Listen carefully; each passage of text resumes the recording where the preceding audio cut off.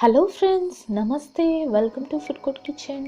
Friends, ఈరోజు నేను మీతో షేర్ చేసుకోబోతున్నాను very interesting and special dessert అని చెప్పొచ్చు. బాదాం ఖీర్ అండి. చాలా బాగుంటుంది. తింటుంటే ఇంకా తినాలనిపిస్తూనే ఉంటుంది, అంత స్పెషల్గా ఉంటుంది. ప్రాసెస్లోకి వెళ్దామా? సో బాదం పప్పుని ఓవర్ నైట్ సోక్ చేశానండి. సోక్ చేసిన తర్వాత ఇలా ప్యాన్లో తీసుకొని వాటర్ యాడ్ చేసి బాయిల్ చేసుకోవాలి. బాదాంని సోక్ చేసుకోవడానికి టైం లేకపోతే కుక్కర్లో 3 to 4 విజిల్స్ లో ఫ్లేమ్లో పెట్టి ఉడికించినట్లయితే కూడా చక్కగా ఉడుకుతాయండి. సో చక్కగా పీల్ అంతా తీసేసి మనము మిక్సీ జార్లోకి తీసుకొని కొన్ని పాలు కూడా యాడ్ చేసి చూపిస్తున్న విధంగా కొంచెం బరకగా ఉండేటట్లుగా గ్రైండ్ చేసుకోవాలండి.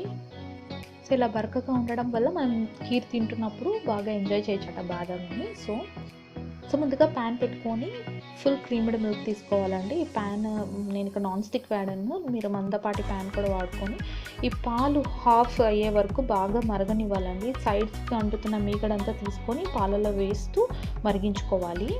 సో పాలు హాఫ్ క్వాంటిటీ అయిన తర్వాత మనం ముందుగా గ్రైండ్ చేసి ఉంచుకున్నటువంటి బాదాం పేస్ట్ని కూడా యాడ్ చేసి చక్కగా మిక్స్ చేసుకోవాలి.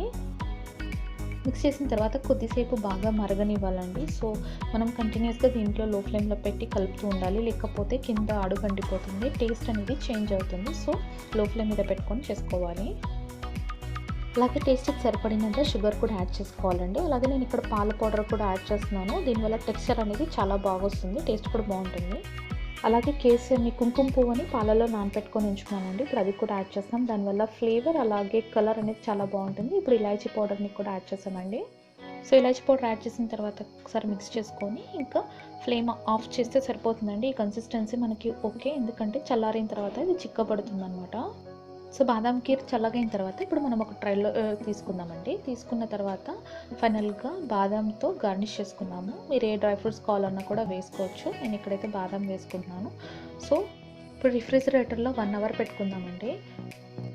సో 1 అవర్ తర్వాత మనం చూస్తున్నారు కదా ఎంత కలర్ఫుల్గా, అలాగే చాలా టెక్స్చర్ చూడండి ఎంత బ్యూటిఫుల్గా ఉంది కదా. సో ఇప్పుడు ఫైనల్గా సర్వింగ్ గ్లాస్లోకి తీసుకొని సర్వ్ చేసుకుందామండి. రియల్లీ టేస్ట్ మాత్రం చాలా ఫ్యాంటాస్టిక్గా ఉంటుంది. సో మీకు నచ్చినట్లయితే మీరు కూడా ట్రై చేసి మీ అభిప్రాయాలు కామెంట్ సెక్షన్లో తెలియచేయండి. Thanks for watching.